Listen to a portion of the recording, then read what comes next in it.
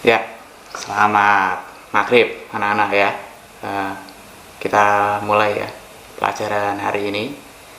Ya, sebelum mulai pelajaran kita berikan hormat setinggi-tingginya pada Pak Presiden kita dan Bapak Kepala Sekolah kita, yaitu Haji Yulianto, ADP, SPSK. Haji itu bukan hajah ya, karena kepala sekolah kita itu laki-laki. Haji itu karena dia hajinya udah banyak gitu ya, jadi kita harus penekanan pada hajinya, jadi haji. SPSK itu sarjana pendidikan sekolah kejuruan ya, PSK itu pendidikan sekolah kejuruan ya. Oke, kita lanjutkan ya. Sebelum memulai, Bapak harap ini kalian bisa tenang ya, dan perhatikan benar-benar pelajaran yang Bapak sampaikan nanti. Oke, lanjut. Nah, ini sebelum kita mulai, Bapak kan hari ini baru pertama kali ya ngajar kalian, jadi perkenalkan dulu. Nama Bapak itu adalah, nama panjangnya Rafiki Novaladi ya. Saya lahir di Semarang 11 Juli 96. Lalu agama saya kebetulan Islam, dan hobi saya membeli barang-barang tidak penting ya. Contohnya kumis ini ya. Apa ini? Kan nggak terlalu penting ya, saya beli. Palsu ini. Mava ya. Mava itu makanan favorit saya, gorengan ya, yang murah-murah aja. Mivanya es teh hangat. Nah, sebelum mulai juga saya juga mau kita harus sepakat ya, untuk panggilan saya nggak mau yang biasa-biasa saja kayak Bapak. Aduh, udah banyak yang manggil Bapak saya ya. Jadi untuk lebih akrab, kalian bisa panggil saya Dedi Vicky. Oke? Yes, Dedi? Yes. Oke, saya hari ini mengajar mata pelajaran pendidikan nurani dan cara berpikir ya. Visi misi ini sebenarnya ya, kok visi semua. Ini visinya dulu ya. Visinya membuat suasana belajar menjadi kita ulangi. Visinya membuat suasana belajar mengajar yang A6. A6 ini kalau dulu saya nyebutnya asik ya. A6. 6 kan. Sehingga dapat dimengerti murid dan dapat ilmu yang diserap ini gimana kata-kata aja ya, maksudnya, dan ilmu yang diserap dapat bermanfaat bagi yang mempelajarinya, dengan harapan murid dapat menjadi pribadi yang lebih baik dari sebelumnya ya. Ini misi ya, salah ini, copy paste, sorry ya. Misinya adalah memberikan ilmu tentang perilaku baik yang bermanfaat. Oke, bisa dipahami ya. Wow. Ini ya. Wow. Kita hentikan dulu ini berisik. Dulu kok hilang. Nah, pelajaran pertama ini ya, ini kita semua sudah tahu karena ini beritanya cukup menghebohkan kita semua. Jadi belakangan ini banyak public figure atau selebriti kita sebutnya ya, itu yang tersandung kasus narkoba. Yang terbaru adalah pasangan Nia Ramadhani dan Ardi Bakri. Nggak jauh juga ada musisi yang ditangkap karena terjerat kasus yang sama. Nah, ini yang kita akan bahas pada pelajaran kali ini. Tujuannya agar murid-murid ini yang sebagai generasi muda penerus bangsa itu tidak mengulangi kesalahan yang sama dari sebelum-sebelumnya ya. Kita lihat kasus ini. Nah, kita sebelum mulai tentang pembahasan narkoba, ada baiknya kita kenal dulu istilah apa itu narkoba ya.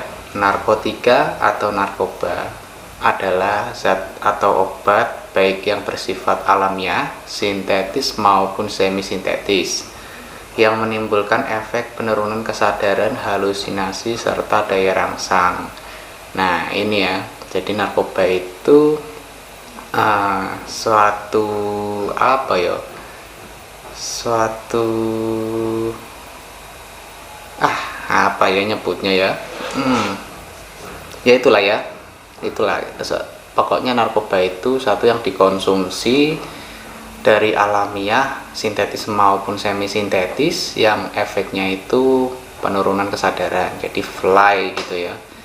Nah, penurunan kesadaran itu nggak semua dari narkoba ya, biasa aja dari digebukin maling itu kan sadarnya hilang ya, bisa aja. Jadi nggak semua penurunan kesadaran itu dari narkoba, tapi sesuatu yang dikonsumsi sintetis maupun semi sintetis bahkan alamiah sendiri itu yang menimbulkan penurunan kesadaran itu bisa disebut narkoba. Nah, ini bawahnya ada ilustrasi dari contoh-contoh narkotika itu tersebut ya.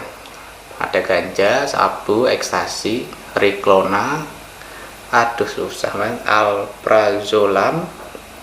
direk, tembakau gorila, dan mushroom ya. Kalau kita kategorikan, nah ini jenis-jenis narkoba. Untuk narkoba sendiri kita kategorikan menjadi 3, itu dari segi tingkat efek fly-nya. Kita ini digolongkan menjadi 3 dari faktor yang paling fly maupun yang paling ringan gitu ya. Yang pertama ada golongan 1. Golongan 1 ini adalah seperti ganja, opium, dan tanaman koka. Sangat berbahaya jika dikonsumsi karena berisiko tinggi menimbulkan efek kecanduan ya. Itu dari tingkat ketergantungan. 3 golongan ini dari tingkat ketergantungan atau kecanduannya. Lalu narkoba golongan 2 bisa dimanfaatkan untuk pengobatan asalkan sesuai dengan resep dokter ya. Kalau misalkan berlebihan itu akan menimbulkan ya tadi penyalahgunaan narkoba. Jenis dari golongan ini kurang lebih ada 85 jenis. Beberapa diantara seperti morfin, alfa-prodina, dan lain-lain. Golongan 2 juga berpotensi tinggi menimbulkan ketergantungan ya. Nah, ini bedanya dari golongan 1 ini. Golongan 2 masih bisa dimanfaatkan bukan untuk rekreasi tapi lebih ke pengobatan ya. Dari segi kesehatan dia bisa dimanfaatkan. Nah, ini untuk obat penenang biasanya. Untuk golongan 3 sendiri, golongan 3 ini memiliki resiko ketergantungan yang cukup ringan dan banyak dimanfaatkan untuk pengobatan serta terapi. Contohnya kodein, difenoksilat. Wah, pinter silat ini obatnya. Oh ya, ini kalau golongan 3 ini biasanya dia untuk terapi ketergantungan dari narkoba itu. Jadi biasanya kan kalau orang yang mau berhenti untuk narkoba itu biasanya rehabilitasi. Nah, ini bisa dimanfaatkan asal dari resep dokter atau psikoterapi yang pokoknya yang bisa mengeluarkan obat itu ya. Nah, ini dari segi bahan baku ada 3 digolongkan menjadi 3, sintetis, semi sintetis, dan alami ya. Narkoba jenis sintetis, jenis yang satu ini didapatkan dari proses pengolahan yang rumit. Golongan ini sering dimanfaatkan untuk keperluan pengobatan dan juga penelitian. Contoh dari narkotika yang bersifat sintetis seperti amfetamin, metadon, dexamfetamin, dan sebagainya ya. Itu contohnya. Kalian juga harus pelajari sendiri ya, jangan terpaku sama saya. Kalian harus, kalau memang pengen benar-benar mau tahu ada narkoba itu supaya kalian bisa terhindar, pelajari lebih lanjut. Narkoba saya lanjutkan ya, narkoba jenis sintetis. Ini pengolahannya menggunakan bahan utama berupa narkotika alami yang kemudian diisolasi dengan cara diekstrasi dan memakai proses lainnya ya. Jadi kalau semi sintetis ini enggak 100% sintetis atau bahan-bahan kimia ya. Jadi dia ada campuran bahan alaminya. Oke, Itu tadi morfin, contohnya morfin, heroin, kodein, dan lain-lain. Dan narkoba jenis alami, ya ini sering dijumpai pada alam ya, jelas namanya alami. Contohnya ganja dan koka ya. Ini bersifat alami, langsung digunakan melalui proses sederhana karena kandungannya masih kuat. Zat tersebut tidak diperbolehkan untuk dijadikan obat. Ya, ini masih bisa diperdebatkan sebenarnya ya, tidak boleh karena ini di Indonesia. Contohnya kalau di luar negeri itu saya lihat di artikel-artikel itu juga sudah mulai dimanfaatkan untuk pengobatan. Dan bahkan di luar negeri juga untuk tanaman marijuana ini ya, sudah dilegalkan ya. Tapi di Indonesia belum, makanya ini masih tergolong narkoba jenis alami. Bahaya narkoba ini sangat tinggi dan bisa menyebabkan dampak buruk bagi kesehatan jika disalahgunakan. Nah itu, ini jenis-jenis narkoba yang kalian harus ketahui ya. Kita lanjutkan. Nah ini dampaknya. Dampaknya ini terburuk lah. Kita lihat terburuk ada dua. Kalau mbak meninggal ya di penjara. Ya meninggal itu karena sudah banyak kasus, saya tidak bisa menjelaskan kenapa efeknya bisa sampai meninggal, tapi banyak kasus di luar sana yang menggunakan narkoba terus-terusan sampai akhirnya meninggal dan atau di penjara ya, di penjara ya karena narkotika atau narkoba itu dilarang di negara kita, negara Indonesia. Sudah ada undang-undangnya yang mengatur tentang narkoba ya. Kalau kalian tetap mau ya terserah, milih aja dua-duanya, atau mungkin kalian dapat untung dapat dua-duanya meninggal di penjara ya. Oke, nah ini pemeran pemerintah. Sebentar. Ini setelah ini kita lihat peran pemerintah untuk memberantas peredaran narkoba ya. Kita lihat.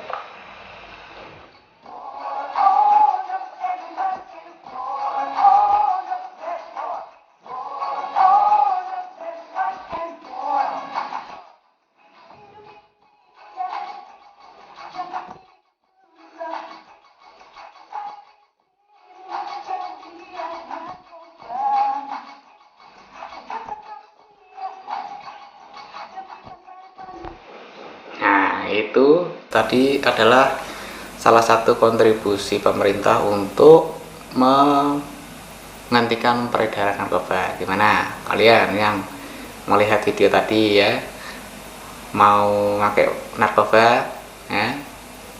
Pasti enggak kan? Nah, apa kita lihat videonya lagi? Enggak usah ya. Nah, saya juga enggak. Nah, pemeran pemerintah nggak cuma tadi video tadi, musik tadi, lagu tadi, tapi kita bisa lihat dari berita ini ya. Jadi 250.000 penghuni lapas itu bersumber dari napi narkoba. Artinya kalau kalian masih mau macam-macam dengan narkoba ini ya, ini sudah ada buktinya. Jadi dari 250.000, 135.000-nya itu ya napi narkoba, entah itu pengedar, pemakai, dan lain-lain yang berhubungan dengan narkoba. Itu kalau kalian masih mau mendekati ya, ini efeknya tadi salah satunya adalah di penjara ya. Kita lanjutkan. Nah ini alasan kenapa menggunakan narkoba. Ada dua faktor yang menjadi alasan kenapa narkoba itu digunakan.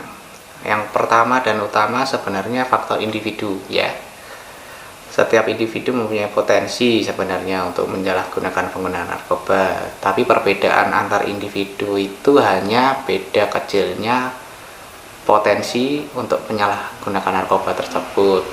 Ya contohnya ya kayak saya apakah berpotensi? Berpotensi, tapi karena saya ada di lingkungan yang tidak menggunakan narkoba, potensi itu menjadi kecil ya.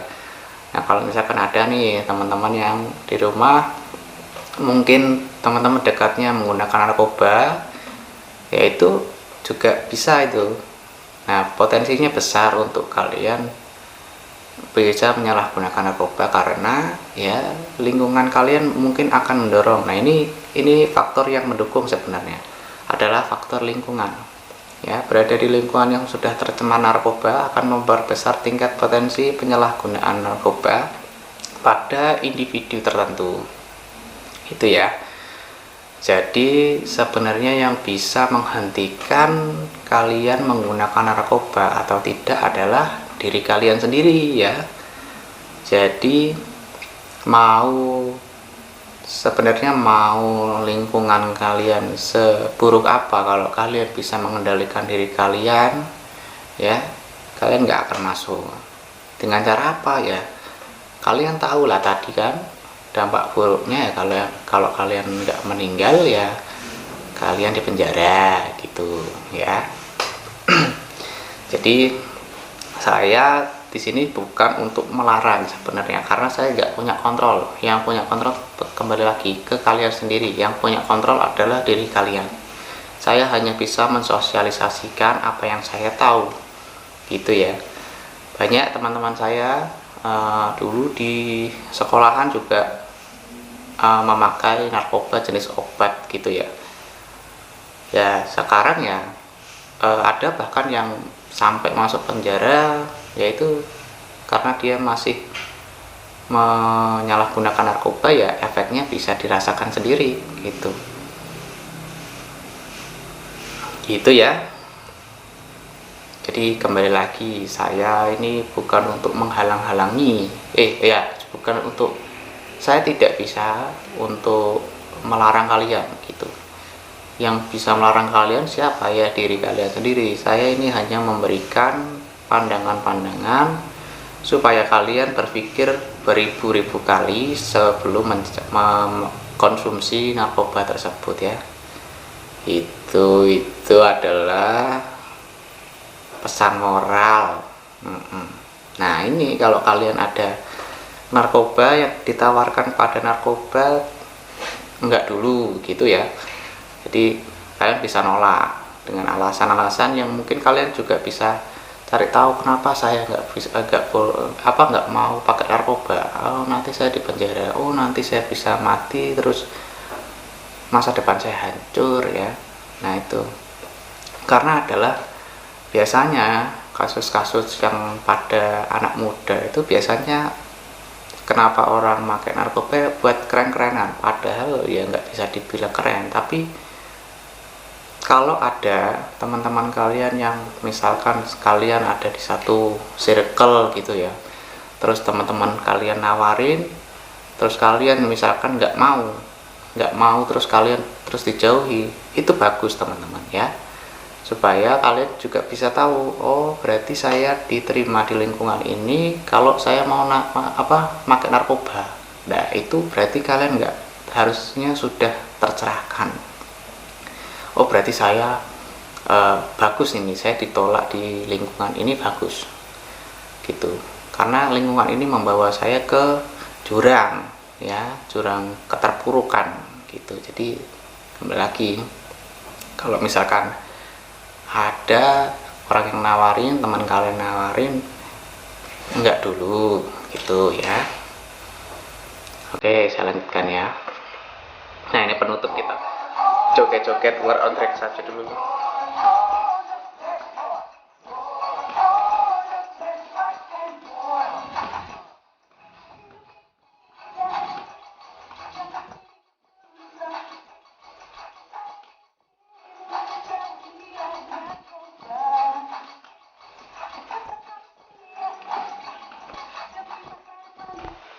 Nah itu ya, ini penutupnya ya, biar kita nggak serius terus ya. Ini saya nggak bisa ketawa karena ini ketarik isolasinya narik. Nah ini buat kalian-kalian yang mungkin merasa sedih, terus merasa pelarian saya di narkoba saja, jangan seperti itu ya teman-teman ya. Kita semua punya kesedihan masing-masing. Saya punya kesedihan, kamu punya kesedihan, tapi jangan berlari ke narkoba. Saya juga selama hidup juga mengalami kesedihan-kesedihan ya, di titik terendah saya juga mengalami, tapi ya untungnya tadi saya bisa punya kontrol atas diri saya untuk tidak memakai narkoba, karena dari awal saya sudah tahu konsekuensi ketika saya memakai narkoba atau mencoba awal pasti saya akan ketergantungan ya. Setelah ketergantungan saya udah tahu endingnya tadi dua, kalau nggak meninggal ya di penjara. Makanya ketika Anda masih ada di jurang kesedihan, carilah, berusahalah untuk merambat naik, mencari kebahagiaan, gitu aja ya. Nah, ini pesan dari Bapak Kepala Sekolah kita, Haji Yulianto, jauhi narkoba, dekati aku. Nah, itu lebih baik ya. Oke, nah segitu saja pelajaran kali ini, semoga bisa bermanfaat. Dan jangan lupa untuk menyetel lagu ini ya.